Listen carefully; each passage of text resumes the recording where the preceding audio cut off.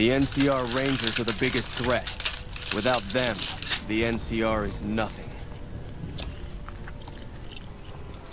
Caesar has taught us that over-reliance on firearms can only weaken us in the long run. It's why we train heavily with our blades and our fists. Unlike an NCR trooper, a legionary is always ready to fight, regardless of the circumstance he finds himself in. We had the numbers, but not the tactics. I know. I was there at Boulder City when we were defeated.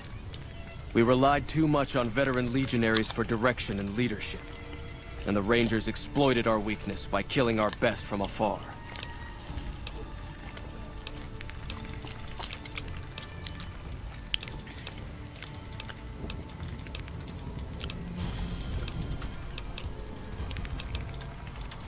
Cool, anyway. So we got that sorted. Caesar's not going to attack us again, because I'm not going to touch him again. You must enter. I hear you knocking. Demolish this bunker. Anyone else must remain out.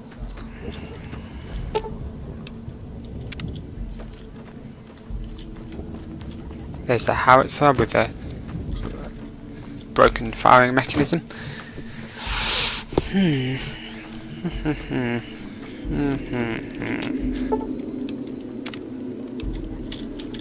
Nothing of worth.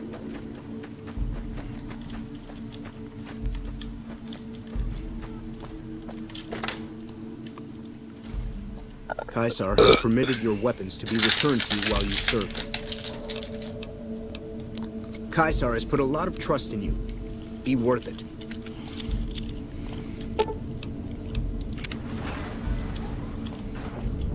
I didn't think anyone could kill an NCR Ranger in single combat.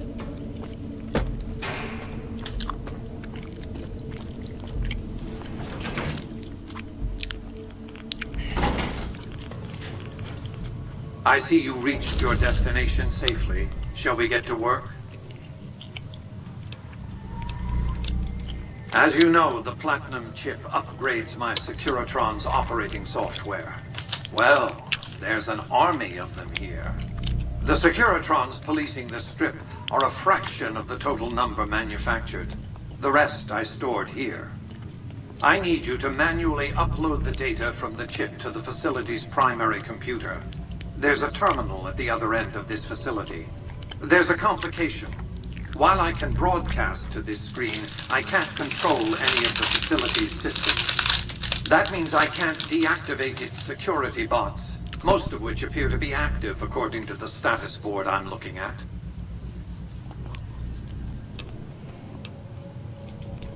My army will do what an army does best: defend territory from invaders and maintain order. The same equipment failure that prevents me from remotely operating this facility seems to have activated its security robots and turrets. There's a security room near the base of the stairs. Perhaps you can deactivate them yourself. I like to think you have enough sense to do the right thing. The rewards for doing so are immense, as are the punishments for not doing so.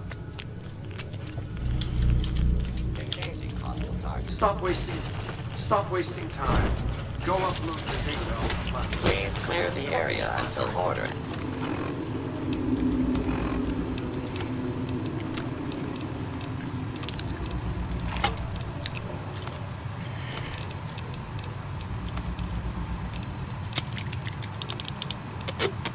Has been restored. Oh shit, my clothes are missing.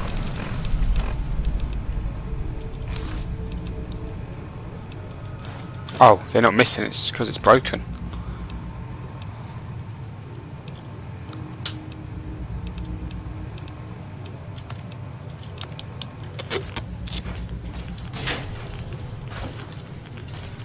Shh.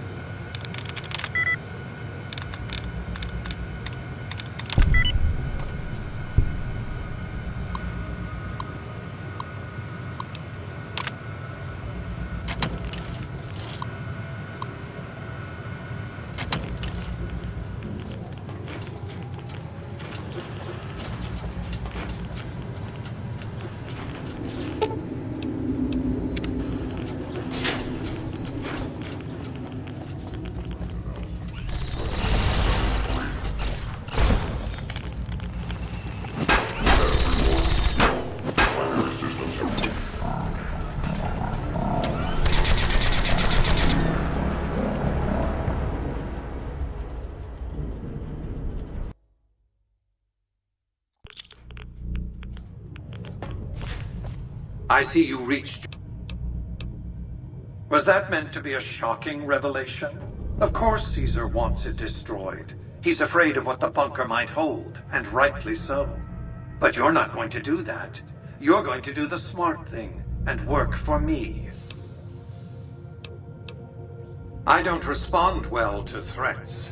Now, where were we? As you know, the Platinum chip upgrades my Securitron's operating software. Well, there's an army of them here. The Securitrons policing the strip are a fraction of the total number manufactured. The rest I stored here. I need you to manually upload the data from the chip to the facility's primary computer. There's a terminal at the other end of this facility. There's a complication. While I can broadcast to this screen, I can't control any of the facility's systems. That means I can't deactivate its security bots, most of which appear to be active according to the status board I'm looking at. Good. I won't hold you up any longer. Stop wasting time. Hostile target Go upload the identified. data on the Platinum chip.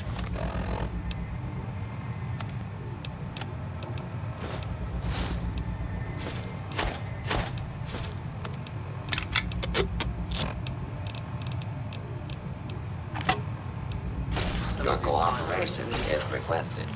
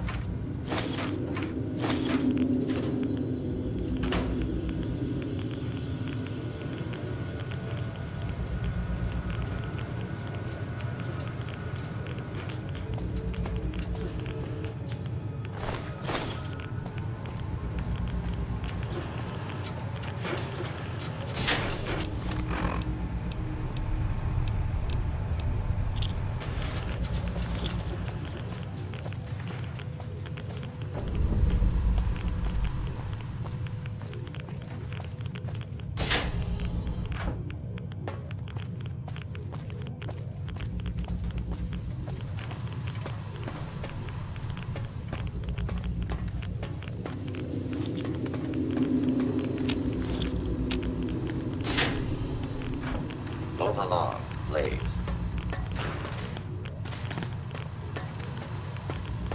Move along, please.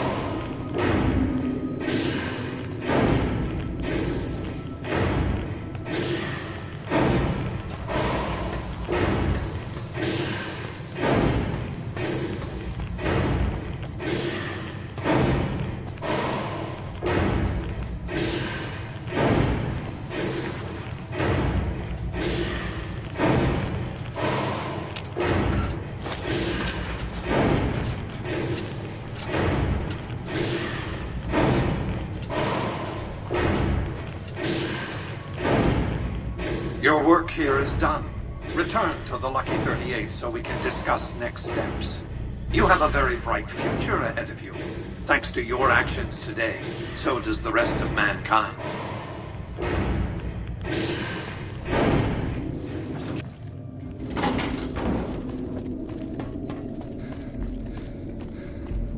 You've carried out Caesar's will. You're free to...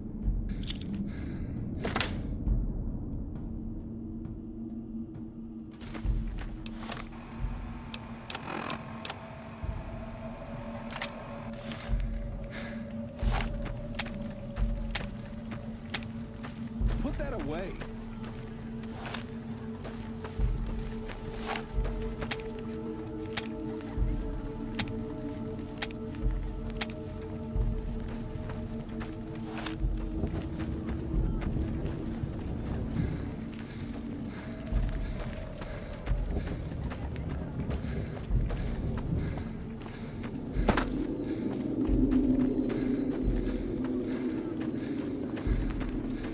Our way. True.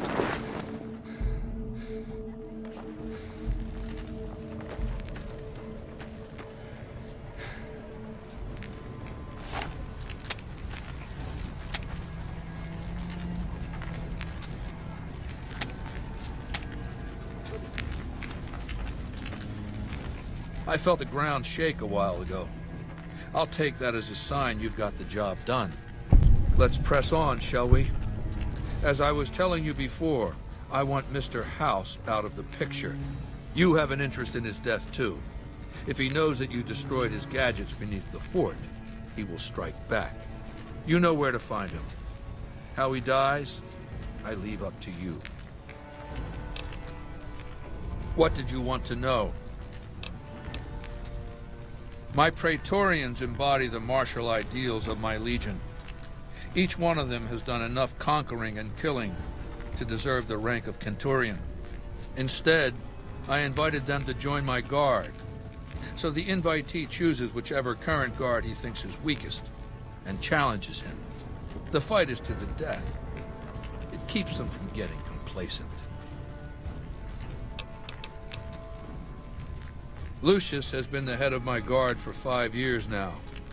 He was a subordinate guard for 8 before that. No invitee has dared to challenge him yet. Maybe it's an issue of respect. He is getting on in years. What else did you want to know? Vulpes is the best of my Frumentari, a remarkable individual from an unremarkable tribe south of the Utah. He was brought into the Legion as a boy, survived training, fought well enough as a legionary to be promoted to the rank of Decanus. Then in battle against an unimportant tribe, he broke ranks and led his contubernium through a hole in their defenses to capture its chieftain. Well, his Centurion wanted him crucified for disobedience, so I made him a Frumentari. Whatever I require, infiltration, assassination, dramatic atrocities to break the spirit of the enemy, etc. They're mentally flexible. They operate behind enemy lines for extended periods, imitating the enemy's customs without becoming sullied. In all these things, Vulpes is a master. Linnaeus is the greatest of my battlefield commanders. Some might call him a great man, but I'm not sure he qualifies. Once, he was the greatest warrior of the Hydebarks, a tribe of the Arizona. Maniacal in battle. Sometimes he'd ambush Legion patrols by himself. When after several months we found and surrounded the Hydebarks camp, their chieftain raised a banner of surrender. The warrior, who was not yet Linnaeus, went insane with rage. He struck down his chieftain and attacked his own tribe. He killed 15 before they brought him down. He didn't die, obviously. I had him tended to. He was maimed, most of his face torn off. It was days before he regained consciousness. When he did, I went to his bedside and showed him the helmet I'd had forged to cover his face. I said he could have it if he'd fight for me. He accepted, on condition that he be allowed to kill the surviving males of his tribe. I said make it the adult males, and you have a deal. Linnaeus is savage. Savagely loyal, too, but only to me. He has no love for my legion. But this has its uses. He has no attachment to his men, no compunction about battlefield losses. All he cares about is destroying the enemy. When another legatus or a centurion fails to achieve results, I send Linnaeus to make things right. His first step is to beat the failed commander to death in front of his assembled troops. Then he orders the ritual of Decimatio.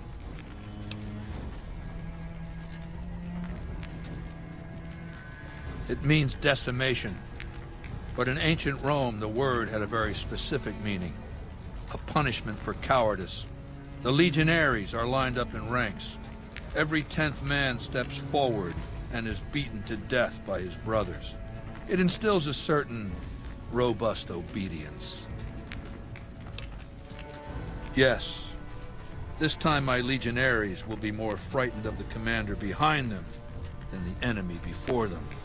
There will be no failure this time, no retreat, no years of gathering slaves and resources for another assault. With Linnaeus to drive the legion forward, the dam will be taken. It will be our bridgehead across the Colorado. It's not going to happen again, that's all I have to say about it. And I've heard it's a bad idea to tempt the wrath of Caesar. Change the subject.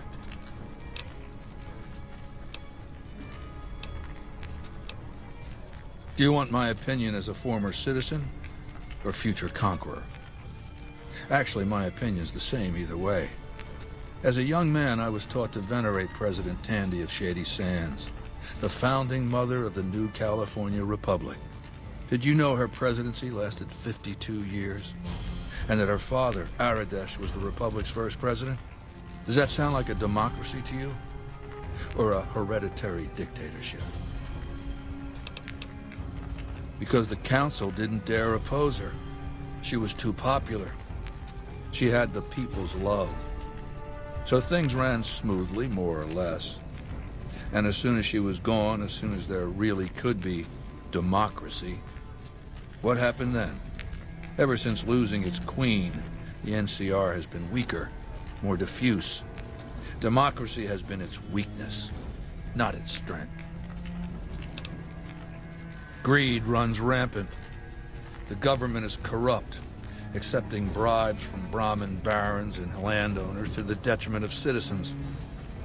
The NCR is a loose conglomerate of individuals looking out for themselves. It's lost virtue. No one cares about the collective, the greater good. It's not built to last. I'm just hastening the inevitable. Of course, the most powerful my legion has faced. Also the first to which I am ideologically opposed. Until now, every tribe I've conquered has been so backwards and stunted, enslavement has been a gift bestowed upon them. My conquest of the Mojave will be a glorious triumph, marking the transition of the Legion from a basically nomadic tribe to a genuine empire. Just as my namesake campaigned in Gaul before he crossed the Rubicon, so have I campaigned and will cross the Colorado. What else did you want to know? I know he's a coward, hiding behind an army of robots ensconced in that tower of his like a wizard in one of those Grognak comic books.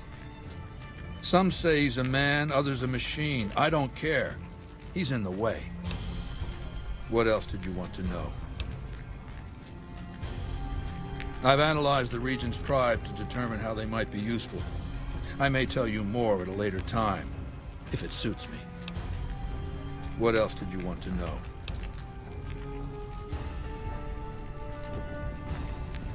Ironically, I was born a profligate myself, a citizen of the NCR.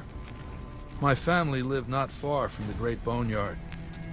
After raiders killed my father, my mother sought the followers' protection. I was 2 years old. She found work at their library, cooking and cleaning. I learned how to read and Soon I was taking courses, free of charge.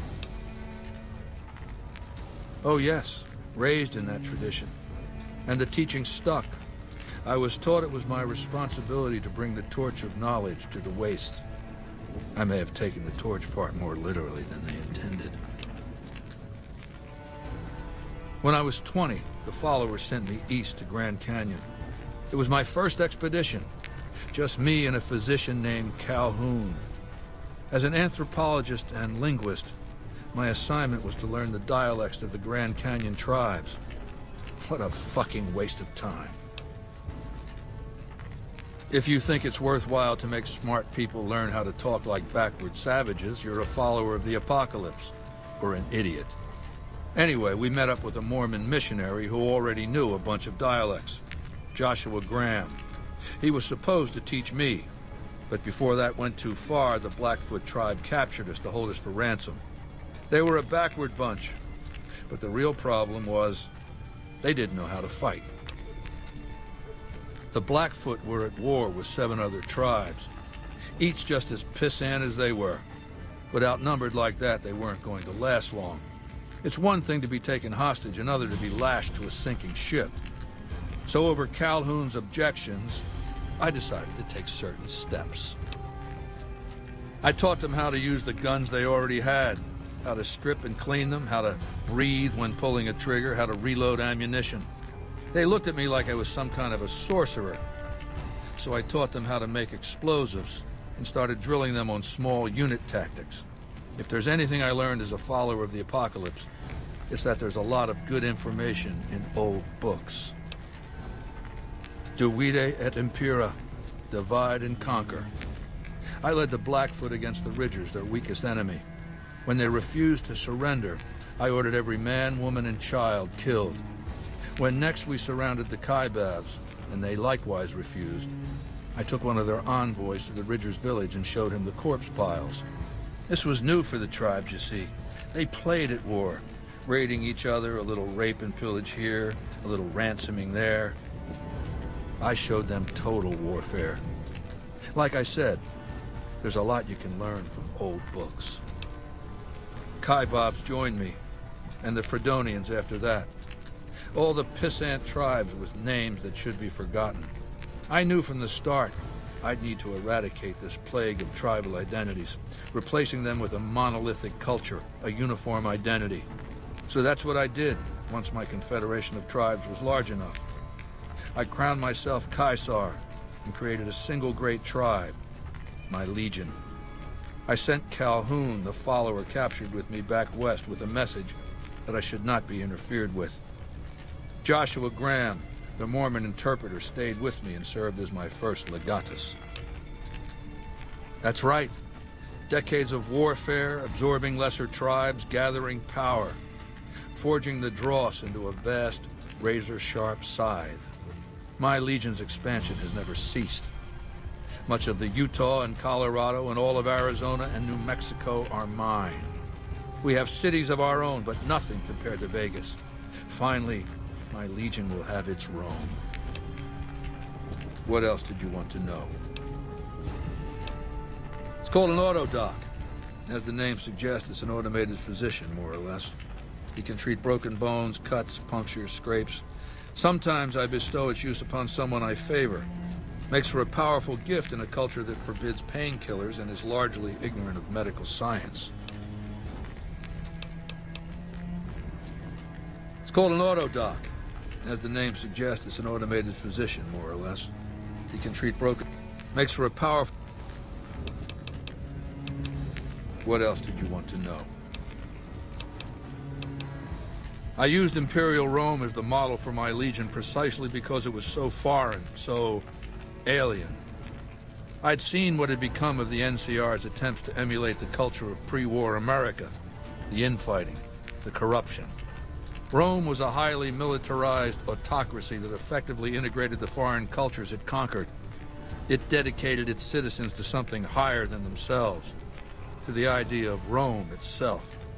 In Rome, I found a template for a society equal to the challenges of the post-apocalyptic world, a society that could and would survive, A society that could prevent mankind from fracturing and destroying itself in this new world by establishing a new Pax Romana. It means a nationalist, imperialist, totalitarian, homogenous culture that obliterates the identity of every group it conquers. Long-term stability at all cost.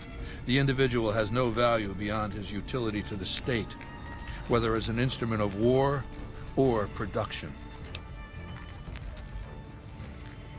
No, I'll destroy it because it's inevitable that it be destroyed. It's Hegelian dialectics, not personal animosity. How do I put this basically enough? It's a philosophical theory, the kind you might encounter if you took time to read some books. The fundamental premise is to envision history as a sequence of dialectical conflicts. Each dialectic begins with a proposition, a thesis, which inherently contains or creates its opposite, an antithesis. Thesis and antithesis. The conflict is inevitable, but the resolution of the conflict yields something new, a synthesis, eliminating the flaws in each, leaving behind common elements and ideas. The bombs wiped the slate clean. Human civilization descended to a level of ignorance that effectively set our cultural progress back to zero. The NCR has all the problems of the ancient Roman Republic: extreme bureaucracy, corruption, extensive senatorial infighting. Just as with the ancient Republic, it is natural that a military force should conquer and transform the NCR into a military dictatorship. Thesis and antithesis. The Colorado River is my Rubicon. The NCR Council will be eradicated, but the new synthesis will change the Legion as well, from a basically nomadic army to a standing military force that protects its citizens and the power of its dictator. What else did you want to know?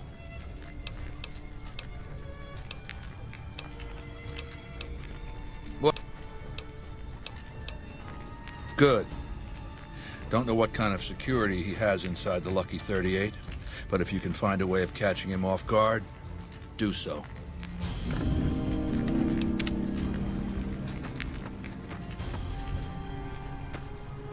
Good to see you, Amicus. Good to see you, everyone.